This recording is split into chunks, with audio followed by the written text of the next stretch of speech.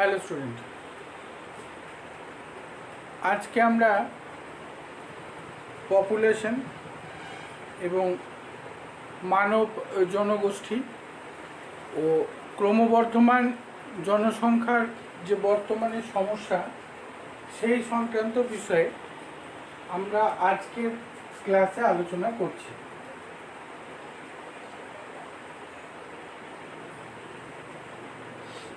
Population এবং তার বৈশিষ্ট্য ও ক্রমবর্ধমান জনসংখ্যার যে সমস্যা বর্তমান দুনিয়ায় সেই সংক্রান্ত বিষয়ে আমরা আলোচনা করছি। এর আগের দিন যে প্রসঙ্গে আলোচনা করেছি সেটা হচ্ছে দূষণ বা পলিউশন সংক্রান্ত বিষয়ে আমরা আলোচনা শেষ করেছি এর আগের ক্লাসে, এবং লাস্ট ক্লাসটায় আমরা সয়েল পলিউশন বা মৃত্তিকা দূষণ বা মাটি দূষণ সম্পর্কিত বিষয়ে আলোচনা করেছি। আমরা পলিউশন সংক্রান্ত বিষয়ে আমি আশা করি তোমাদের কোনো প্রবলেম কিছু নেই, কারণ তোমরা আশা করি সমস্ত ক্লাস দেখছো। এনিওয়ে, এখন সেই ক্লাসগুলোতে মানে দূষণের বা পলিউশনের ক্লাসগুলোতে মানে মুদ্রা আমরা পলিউশন সম্পর্কে যেটা বলেছি আমি বা পলিউশনের সংজ্ঞা হিসেবে বলেছি যে পরিবেশের অনভিপ্রেত অবস্থা। আমরা চাই না পপুলেশন, কিন্তু কখনো বা সজ্ঞানে কখনো বা নিজের অজ্ঞানেই এই অবস্থার আমরা শিকার হয়ে যাচ্ছি। বর্তমান দুনিয়ায় এয়ার পলিউশন অর্থাৎ বায়ু দূষণ, ওয়াটার পলিউশন, জল দূষণ, শব্দ দূষণ বা সাউন্ড পলিউশন, মৃত্তিকা দূষণ বা সয়েল পলিউশন সবই পলিউটেড। দূষণের শিকার আমরা প্রতি মুহূর্তে, এবং এই কারণেই আমি বলেছি যে এটা আমাদেরকে খুব আস্তে আস্তে কিন্তু খুব মানে ভালোভাবে এটা আমাদের গ্রাস করছে। তো চলো আজকে আমরা যে পরিবেশ এবং তার সম্পদ ও তার সংরক্ষণ অর্থাৎ যে লাস্ট পার্ট, এই পার্টের আমরা আজকে পপুলেশন এবং ক্রমবর্ধমান জনসংখ্যার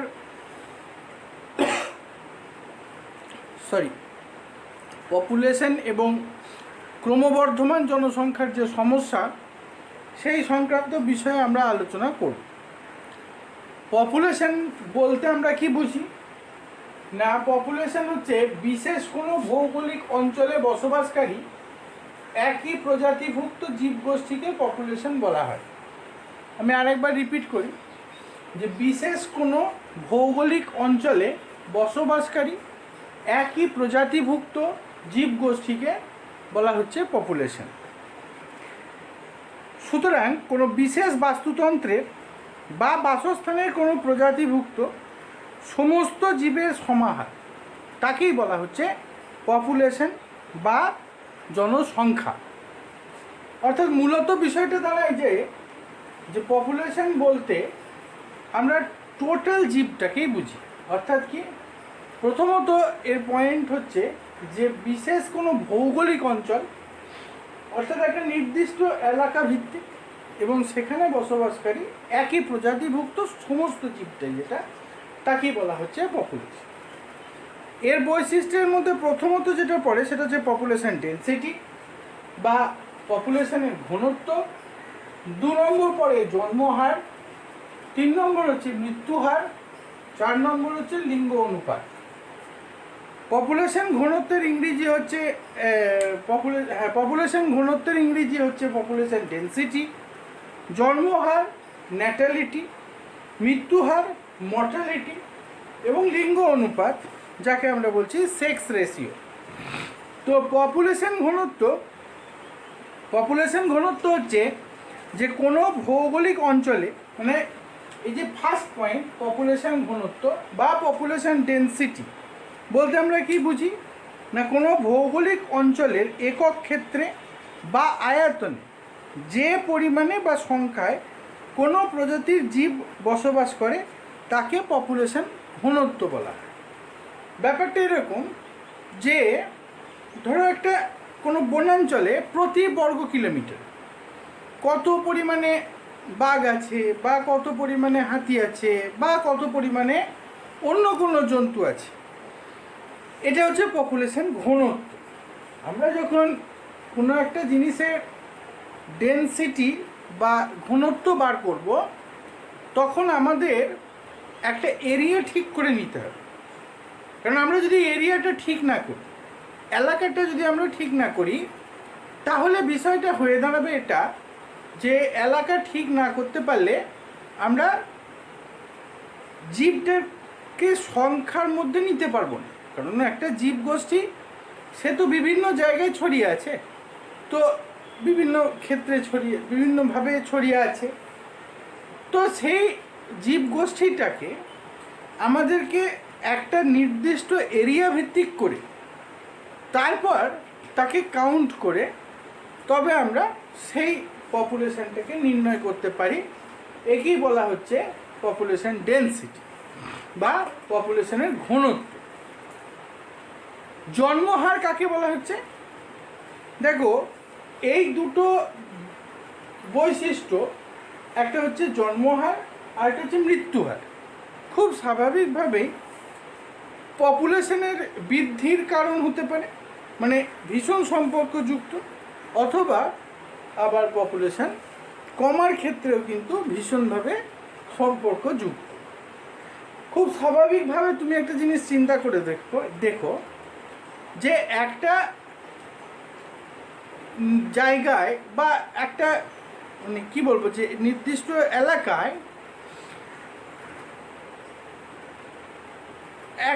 কতজন জন্মগ্রহণ করছে এবং কতজন মারা যাচ্ছে। তো এই যে জন্মগ্রহণ এবং কতজন মারা যাচ্ছে, তার উপরে জনসংখ্যাটা বাড়ছে না কমছে এটা নির্ভর করবে। ধরা যাক যে আমার গ্রামে 10টা লোক আছে, তো 10টা লোকের এগেনস্টে একটা বাচ্চা জন্মাল, তাহলে পপুলেশন দাঁড়ালো 11 জন। আর এবার দেখা গেল যে একজন জন্মালো, দেন তার মানে পপুলেশন হলো 11 আর 2 জন মারা গেল, তাহলে এবার নেট সদস্য সংখ্যা কত দাঁড়ালো? একজন জন্মেছে 11, 2 জন মারা গেছে, তাহলে -2, তার মানে 9 জন। 9 আর 2 10, 11। তাহলে দেখো পপুলেশন কমলো। পূর্ববর্তী সময়ে আমি যদি ধরি যে টোটাল আমি 10 জন দিয়ে শুরু করেছি, 10 জন ছিল, একজন জন্মালো, 2 জন মারা গেল, নেট পপুলেশন সেটা কিন্তু কমলো। এরকমভাবেই আবার একটা অন্য ডাটা হতে পারে যেখানে পপুলেশন বাড়লো। তো জন্মহার এবং মৃত্যুহার এটা কিন্তু পপুলেশনের সঙ্গে খুব মানে কি বলবো, যে ওতপ্রোতভাবে সম্পর্কযুক্ত বা ভীষণভাবে সম্পর্কযুক্ত। এক্ষেত্রে জন্মহারকে বার করা হয় capital N is equal to small n capital D by T, মানে N is equal to ND by T। মৃত্যুহারকে বার করা হয় capital M is equal to MD by T। Capital M সমান small m capital D by T। তো এই ক্ষেত্রে এটার মাধ্যম দিয়ে কি বোঝানো হচ্ছে? N ইজিক্যাল টু জন্মহার, ND ইজিক্যাল টু নবজাতকের মোট সংখ্যা, আর T ইজিক্যাল টু টাইম। আবার অপোনেন্টলি উল্টো দিক থেকে মৃত্যুহারের ক্ষেত্রে বোঝানো হচ্ছে M ইজিক্যাল টু মৃত্যুহার, MD ইজিক্যাল টু মৃতের মোট সংখ্যা by T is equal to time. দেখো এখানে সময়টা অর্থাৎ টিটাকে ক্যালকুলেশনের মধ্যে কিন্তু নেওয়া হচ্ছে, কারণ একটা একক সময় ভিত্তিক যদি আমরা হিসেবটা করি তাহলেই আমরা একমাত্র রেটটাকে ঠিকঠাকভাবে পাব। আমাদের যখনই আমরা কোনো স্ট্যান্ডার্ড ক্যালকুলেশনের ক্ষেত্রে যাব, আমরা যখনই কোনো গণনার ক্ষেত্রে পৌঁছাচ্ছি, অ্যাট দ্য টাইম সেই সময়তে কিন্তু আমাদের সময়টা খুব গুরুত্বপূর্ণ ফ্যাক্টর। তো যার ফলে এখানে দেখো টিটাকে নেওয়া হচ্ছে যে কতটা সময় ভিত্তিক এই ঘটনাটা ঘটছে। যদি কোনো এলাকার জন্মহার সেটা যদি বেশি হয়, তো দেন স্বাভাবিক নিয়ম জন্মহার বেশি, মৃত্যুহার যদি কম হয়, তো তার মানে খুব স্বাভাবিকভাবেই সেখানকার পপুলেশন বৃদ্ধি পাবে। আর যদি তার উল্টোটা হয়, অর্থাৎ জন্মহার কম মৃত্যুহার বেশি, তাহলে কিন্তু সেখানকার পপুলেশন ক্রমান্বয়ে হ্রাস পাবে। এরপর হচ্ছে sex ratio. It is also important cause. কেন? দেখো, আমরা তো এটা জানি যে প্রকৃতিগতভাবে স্ত্রী এবং পুরুষ এর সংখ্যা সঠিকভাবে থাকাটা বাঞ্ছনীয়। কারণ যদি সেক্স রেশিও ঠিক না থাকে,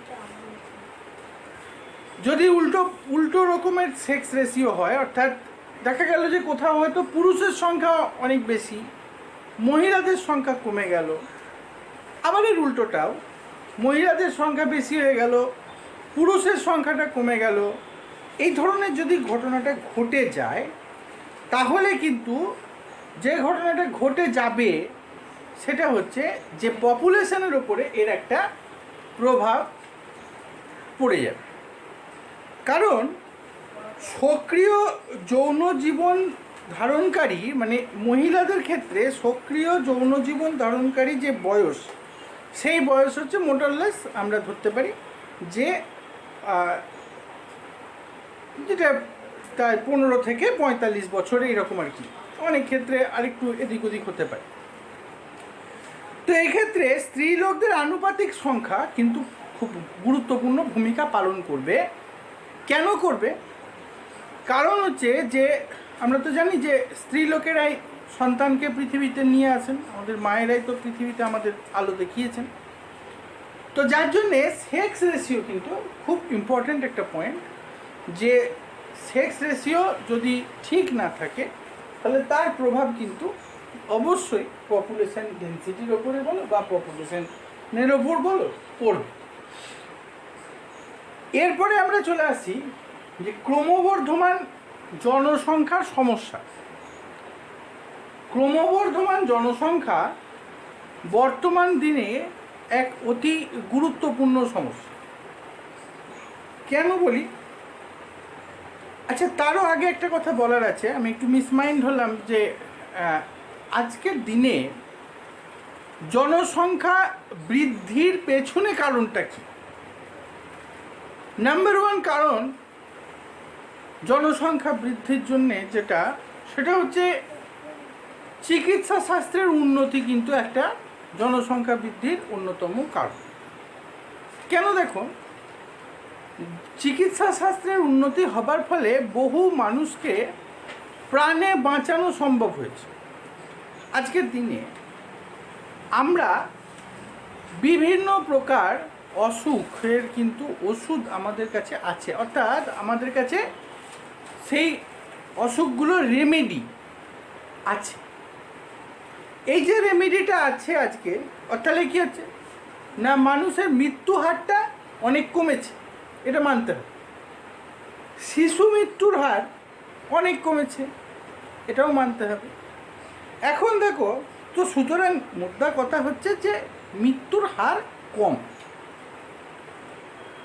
দ্বিতীয়ত, কৃষি ব্যবস্থার উন্নতি হয়েছে, আরও প্রয়োজন, আরও উন্নতি হতে হবে, এগুলো ঠিকই আছে, এগুলো কিন্তু উন্নতি যে হয়েছে এটা আমাদেরকে কিন্তু মানতে হবে। এর মধ্যে আমরা কেউ দ্বিমত আশা করি হতে পারি না। তো দেখো, কৃষি ব্যবস্থার উন্নতির ফলে কি হয়েছে, আমি এর আগের দিনও বলেছি যে যখন আমরা দূষণ সম্পর্কে আলোচনা করেছি তখনও বলেছি যে এর ফলে যেটা হয়েছে সেটা হচ্ছে যে রেট অফ প্রোডাকশন বা ফসলের যে উৎপাদন হার তা কিন্তু বৃদ্ধি পেয়েছে। এটা কিন্তু খুব বাস্তব, খুব সত্যি কথা, যে ফসলের এগ্রিকালচার ফিল্ডে বা এগ্রিকালচার মানে চাষের ক্ষেত্রে, কৃষিক্ষেত্রে ফসলের উৎপাদন হার অনেক বৃদ্ধি পেয়েছে, এটা ফ্যাক্ট। তো এই যে ফসলের উৎপাদন বৃদ্ধি পাচ্ছে, তার মানে কি হচ্ছে? মানুষ বর্তমানে যে দুর্ভিক্ষ, মহামারী, মানে মহামারীতে তো বহু লোক মারা যায়, দুর্ভিক্ষের কবলিত হবে না, এটা হচ্ছে ঘটনা। কারণ মানুষ না খেতে পেয়ে, আমি বলতে চাইছি যেটা, একটু পরিষ্কার করে দিই কথাটা, সেটা হচ্ছে যে মানুষ না খেতে পেয়ে মরার মতো অবস্থা এখন কিন্তু প্রায় নেই বললেই চলে। এখন 2 নম্বর, তাহলে দেখো আগেকার দিনে এই, এখন আমরা এত বছর পর এতদিনে আবার একটা এই মহামারী সিচুয়েশন বা অতিমারী সিচুয়েশন, তোমরা যে আমরা প্রত্যেকেই জানি যে এই সময় আমরা সবাই বাড়িতে আছি, অনলাইন ক্লাস চলছে আমাদের, কারণ পেছনের কারণটা তো মহামারী, তো এই একটা হল। কিন্তু এর পূর্ববর্তী সময়েতে যেমন ধরো প্লেগ, বসন্ত, হ্যাঁ, এগুলোর মহামারী এক সময় হয়েছে, আমরা ইতিহাসে পাই, আমরা মেডিকেল হিস্ট্রি ঘাঁটলেই পাবো। তো এগুলো হয়েছে, আমাদের বাংলাদেশেও হয়েছে, বসন্তের প্রাদুর্ভাব, হ্যাঁ, তারপর ধরো কলেরার প্রাদুর্ভাব, তারপর ধরো প্লেগের প্রাদুর্ভাব, এগুলো তো হয়েছে একসময়। তো এর ফলে কিন্তু প্রচুর প্রচুর লোক মারা গেছে, এটা কিন্তু বাস্তব। আজকের দিনেতেও যে মহামারী বা যে অতিমারী সিচুয়েশন আমাদের হচ্ছে, তাতেও দেখো বহু লোক তো মারা যাচ্ছেন, খুবই দুর্ভাগ্যজনিত ব্যাপার, কিন্তু হচ্ছে ব্যাপারটা, করার তো কিছু নেই। এখন যাই হোক, তো এই যে পূর্বতন সময়েতে যে সমস্ত ঘটনা ঘটেছে, মানে যে সমস্ত রোগগুলো মহামারীর আকার ধারণ করেছে, তাদের রেমেডি আমরা কিন্তু তৈরি করতে পেরেছি। আজকেও যে ঘটনা ঘটছে, এরও রেমেডি আমরা করতে পারবো, এটা শুধু সময়ের অপেক্ষা মাত্র।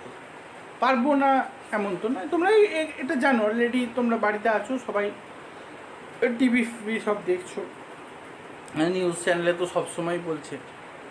ও নিয়ে আমি এখন আর এখানে ক্লাসে আলোচনা করছি না, ওটা পরবর্তীকালে যদি কোনো দিন আমাদের আবার, যখন আমরা ফেস টু ফেস হব, তখন আমরা আবার এসব নিয়ে কথাবার্তা আমাদের যেমন হয় হবে। এখন এটা সিলেবাসের মধ্যে নয়, আমরা let us come back to the point. তো এই যে মহামারীগুলো, এই মহামারীর ফলে বহু লোক কিন্তু মারা গেছে, যেটা আজকে আমরা কন্ট্রোল করতে পেরেছি। তো এটা কিন্তু একটা পপুলেশন বৃদ্ধির কারণ, যদিও এটা মানে ভালো হয়েছে, মানুষের মৃত্যু কমেছে, মানুষ মরে যাবে, সেটা তো আর ভালো জিনিস নয়, কিন্তু পপুলেশন বৃদ্ধির কারণ হিসেবে অবশ্যই এটা একটা কারণ, যে পপুলেশন বৃদ্ধির কারণ হচ্ছে, তার মানে সেই ঘুরিয়ে ফিরিয়ে চিকিৎসা শাস্ত্রের উন্নতির কথাই হচ্ছে। বিজ্ঞান এবং প্রযুক্তির উন্নতির সাথে সাথে আমরা দুর্যোগ, যেগুলো এই কিছুদিন আগে আমফান হয়ে গেল, তো এই যে এই ধরনের যে প্রাকৃতিক দুর্যোগ, এতে কিন্তু আগেকার সময় বহু লোক মারা যেত, এটা বাস্তব। যে এই সমস্ত দুর্যোগের কারণে, প্রাকৃতিক দুর্যোগের কারণে মানুষের মৃত্যু ঘটতো, বহু মানুষ তারা জানতে পারতো না, হ্যাঁ, ঝড় হচ্ছে, ঝড়েতে জলেতে কত লোক মারা যেত। কিন্তু আজকের দিনেতে আমরা এই প্রাকৃতিক দুর্যোগগুলো সম্পর্কে আগেই পূর্বাভাস পাচ্ছি, আবহাওয়া দপ্তর আমাদেরকে আগে থেকেই পূর্বাভাস দিয়ে দিচ্ছেন যে এই ঘটনা ঘটবে। সরকারের যে সমস্ত আধিকারিকরা আছে বা দপ্তর আছে, তারা মানুষকে সরিয়ে নিরাপদ জায়গায় যেতে বলছেন, অনেক ক্ষেত্রে নিয়ে যাচ্ছেন। মানুষ তো প্রাণে বাঁচছে না এরকম তো নয়, পপুলেশন বৃদ্ধি পাচ্ছে, এটাও কিন্তু ঘটনা। যে আমি তো বললাম যে ব্যাপারটা অবশ্যই ভালো, মানুষ মারা যাবে আমরা তো আর কখনো চাইবো না, কারণ মৃত্যু তো কারোর কাছে কাঙ্ক্ষেয় হতে পারে না। তো আমরা যারা শুভবুদ্ধি সম্পন্ন মানুষ, আমরা তো কেউ চাইবো না যে কেউ মরে যাক। কিন্তু দেখো মরে যাক এটা যেমন চাইবো না, ঠিক কথা, বাট পপুলেশন বৃদ্ধির এগুলো কিন্তু একটা কারণ। অর্থাৎ ক্রমবর্ধমান জনসংখ্যার পেছনের যে ইতিহাসকে বা পেছনের রিজনকে যদি আমরা ভাবি, তাহলে কিন্তু আমাদের কাছে এই কারণগুলো উঠে আসে যে এগুলো হচ্ছে পপুলেশন বৃদ্ধির একটা অন্যতম কারণ। অবশ্যই এগুলো কারণ। বেশ, তো আমরা আলোচনা প্রসঙ্গে অনেকটা এগিয়ে গেছি। এখন 1 নম্বর আলোচনা পয়েন্ট ছিল আমাদের কাছে সেটা ছিল পপুলেশন সংক্রান্ত বিষয়ের কথা। আমরা 2 নম্বর পয়েন্টে যে জায়গাটা আলোচনা করলাম সেটা হচ্ছে পপুলেশনের বৈশিষ্ট্য সংক্রান্ত বিষয়ে আলোচনা। 3 নম্বর পয়েন্ট সেটা হচ্ছে পপুলেশন বৃদ্ধির পেছনকার যে কারণগুলো সেগুলো সম্পর্কে আমরা আলোচনা করলাম। এরপর লাস্ট অ্যান্ড ফাইনাল পার্ট, অর্থাৎ এই ক্রমবর্ধমান জনসংখ্যার যে সমস্যা বা যে প্রবলেম সেগুলো কি। একটা কথা আমাদেরকে বুঝতে হবে যে ক্রমবর্ধমান জনসংখ্যার সমস্যা বা প্রবলেম এটা কিন্তু আমাদের কাছে খুব আজকের দিনেতে সত্যি যথেষ্ট বড় হয়ে দেখা যাচ্ছে। যে পপুলেশন বৃদ্ধির ফলে আমরা কিন্তু অনেক রকমের প্রবলেমকে ফেস করছি। তো সেই প্রবলেমগুলো সম্পর্কে একটু আলোচনা করা যাক। নাম্বার 1, প্রাকৃতিক সম্পদের অতিরিক্ত ব্যবহার। যত বেশি পপুলেশন বৃদ্ধি পাবে তত স্বাভাবিক চাহিদার পরিমাণ বাড়বে। খুব স্বাভাবিক ব্যাপার। পপুলেশন বাড়া আমার চাহিদা থাকলে, আমি যদি একা থাকি তো দেন আমারই চাহিদা। কিন্তু যখনই পপুলেশন বাড়ছে, আমার সঙ্গে আরও কেউ, আমার পরবর্তী প্রজন্ম বা আরও কেউ অন্য আমার পরিবারের লোক, সবাই মিলে যখন আমরা আছি তখন কিন্তু আমার চাহিদা অনেক বেশি। তো দেন প্রাকৃতিক সম্পদের ক্ষেত্রে যে অতি ব্যবহার বা অতিরিক্ত ব্যবহার, সেটা হতে পারে বনজ সম্পদের ব্যবহার, হতে পারে জলজ সম্পদের ব্যবহার, হ্যাঁ, যাই হোক না কেন, মোট কথা যে প্রাকৃতিক সম্পদ সেটা কিন্তু আমাদের বৃদ্ধির হার বাড়ছে ডিউ টু পপুলেশনের বৃদ্ধি। 2 নম্বর হচ্ছে অরণ্য ধ্বংস। আমি অরণ্য ধ্বংস সম্পর্কে তোমাদের সঙ্গে আমার একবার আলোচনা হয়েও ছিল এর আগে, পূর্ববর্তী একটা সময়তে। সেটা অনলাইন ছিল না, অফলাইন আলোচনা একটা হয়েছিল। যাই হোক, এখন ওগুলো অন্য প্রসঙ্গ। অরণ্য ধ্বংসের প্রসঙ্গে যদি বলতে হয় তাহলে প্রথমত বলতে হবে যে মানুষ বাসস্থান নির্মাণের জন্য, তার থাকার জন্য, তো তাকে তার নিজের চাহিদা পূরণের জন্য তাকে অরণ্য, সবসময় যে বাসস্থান ধ্বংসের জন্যই সে এরকম কিছু একটা করছে এমনই তো ব্যাপারটা নয়।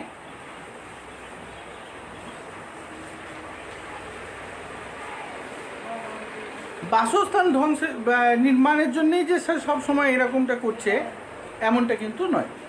অনেক ক্ষেত্রে তার শুধু বাসস্থানই নয়, তার অন্যান্য অনেক কিছু চাহিদা আছে, সেগুলো নির্মাণের জন্যে বা সেগুলো পূরণের জন্যে কিন্তু অরণ্যকে সে ধ্বংস করছে। এটা গেল 2 নম্বর।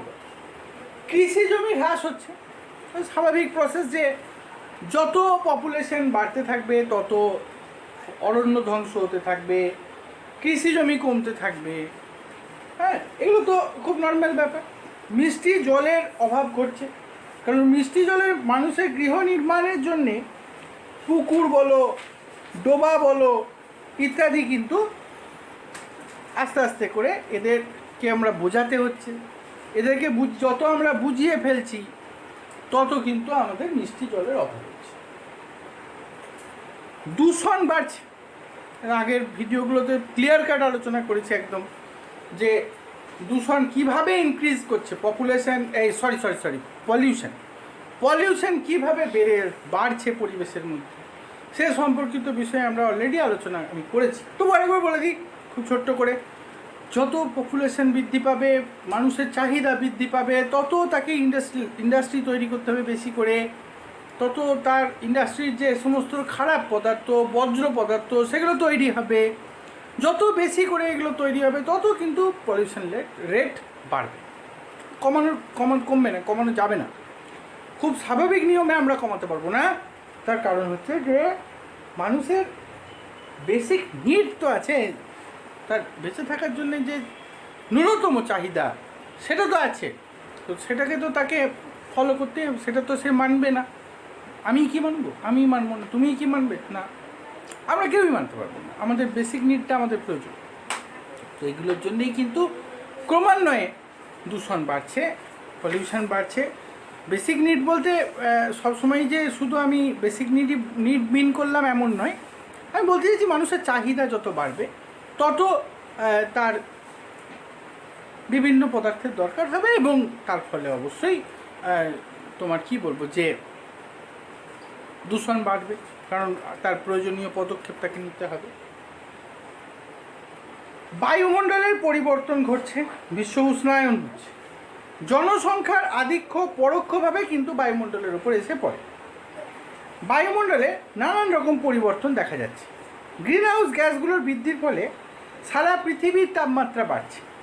1850 থেকে 1900 খ্রিস্টাব্দের মধ্যে বায়ুমণ্ডলের গড় টেম্পারেচার বা অ্যাভারেজ টেম্পারেচার 0.5 ডিগ্রি সেন্টিগ্রেড বেড়েছিল। সেখানে 1900 থেকে 2000 খ্রিস্টাব্দের মধ্যে এটা প্রায় 1 ডিগ্রি সেন্টিগ্রেড বেড়ে গেছে। তাহলে দেখো এর একটা পরোক্ষ প্রভাব, এই যে মানে আজকে এই যে পৃথিবী জুড়ে যে ক্রমবর্ধমান যে উষ্ণতার এই অবস্থা, একেই আমরা বিজ্ঞানীরা বলছেন যে বিশ্ব উষ্ণায়ন, টেম্পারেচার বৃদ্ধি পাচ্ছে। এর পরোক্ষ প্রভাব এটা অবশ্যই একটা গুরুত্বপূর্ণ কাজ। জলাভূমি ধ্বংস হচ্ছে। জলাভূমি যত বেশি মানে জলাভূমিকে এখানে একটা ইম্পর্টেন্ট কোশ্চেনও কিন্তু আছে, একটা জাস্ট ছোট্ট করে একটা এমসিকিউ প্রশ্ন বলে রাখি। সেটা হচ্ছে প্রকৃতির তোমার বৃক্ষ বা নেচারস কিডনি বলা হয় জলাভূমিকে। আসতে পারে কোশ্চেনটা যে প্রকৃতির বৃক্ষ কাকে বলে, তো বলতে হবে জলাভূমি। যত দিন যাচ্ছে তত আমরা আমাদের নিজেদের প্রয়োজনের ভিত্তিতে জলাভূমিগুলোকে বুঝিয়ে ফেলছি, এবং এটা অবশ্যই আমাদের কাছে আজকের দিনেতে একটা ক্রমবর্ধমান জনসংখ্যার অন্যতম প্রধান কারণ। এবার একটা কথা বলি, খাদ্য সংকট। দেখো একটা কথা, হয়তো এখনও আমাদেরকে এই অবস্থার মুখোমুখি হতে হচ্ছে না, আমরা হইনি এখনও অবধি, আমরা এখনও পর্যন্ত ঠিক অনুধাবন করতে পারছি না যে আমরা এই অবস্থার মুখোমুখি হতে পারি। বাট একটা কথা কিন্তু থিওরি কী বলছে, দেখ, যখনই তোমার কৃষি জমির পরিমাণ হ্রাস পাবে তখনই কিন্তু খুব স্বাভাবিকভাবেই আমাদেরকে খাদ্য সংকটের মধ্যে পড়তে হবে। কারণ দেখো, খাবারের বিষয়টা আমরা কৃষির ওপরেই তো নির্ভর করি। আমাদের কাছে তো এরকম কোনো মেশিন নেই যে আমরা সেই মেশিনের সাহায্যে আমাদের যে খাদ্য, ভাত বল মানে চাল, গম, এগুলো তৈরি করতে পারবো। আমরা বিভিন্ন টেকনোলজি, জেনেটিক টেকনোলজি বা আরও অন্যান্য ফার্টিলাইজারের উন্নতির মাধ্যম দিয়ে প্রোডাকশন বাড়াতে পারবো গাছের, সেগুলো ঠিক আছে। কিন্তু আমাদের কাছে এরম তো কোনো টেকনিক নেই যে টেকনিকের মধ্যে দিয়ে আমরা তোমার ওই কী বলে যে আর্টিফিশিয়ালি চাল তৈরি করব, গম তৈরি করব। রাইট, আজকে পর্যন্ত আমাদের হাতে এরকম কিছু ব্যবস্থাপনা নেই। তো যদি এক্ষেত্রে কৃষি জমি কমতে থাকে, জমির পরিমাণ যদি হ্রাস পেতে থাকে, তাহলে আমাদের কিন্তু খাদ্য সংকটের মুখোমুখি হতে হবে। এটা খুব স্বাভাবিক একটা ব্যাপার। এগুলো হচ্ছে আজকের দিনের যে ক্রমবর্ধমান জনসংখ্যা বা জনসংখ্যা যেভাবে বৃদ্ধি পাচ্ছে, তার ফলে আমাদের কিরম প্রবলেম হচ্ছে বা আমাদেরকে কী ধরনের প্রবলেমে ফেস করতে হচ্ছে, সেগুলো নিয়ে আলোচনায় আমরা করলাম। তো আজকের যদি আমরা ক্লাসটাকে সামারি করি, তাহলে দাঁড়ায় কি? ফার্স্ট অফ অল, পপুলেশন কাকে বলে? না বিশেষ কোনো ভৌগোলিক অঞ্চলে বসবাসকারী একই প্রজাতিভুক্ত জীবগোষ্ঠীকে বলা হয় পপুলেশন। এর বৈশিষ্ট্যগুলো কী কী? না পপুলেশনের ঘনত্ব, জন্মহার, মৃত্যুহার, লিঙ্গ অনুপাত, এবং পপুলেশন বৃদ্ধির পেছনের কারণগুলো কী কী? ক্রমবর্ধমান জনসংখ্যার যে সমস্যা, এই সংক্রান্ত বিষয়ে আমি আজকের যে ক্লাস সেই ক্লাসে আলোচনা আমাদের হলো। এখন লাস্ট কথা আর বলার কিছু নেই, এবার আমরা ক্লাসটাকে আজকে শেষ করব। লাস্ট কথা বলে শেষ করি, সেটা হচ্ছে যে তোমরা পড়ো। আর নতুন করে কি বলবো, নতুন করে তো আর তোমাদেরকে উপদেশ দেওয়ার কিছু নেই। তোমাদেরকে একটা জিনিস এবার একটু রিমাইন্ড করিয়ে দিই, অনেক দিন হলো, যে তোমরা কিন্তু মাধ্যমিক পরীক্ষা দেবে, এটা একটু মাথায় রেখো। হ্যাঁ, তোমাদের এটা জীবনের প্রশ্ন।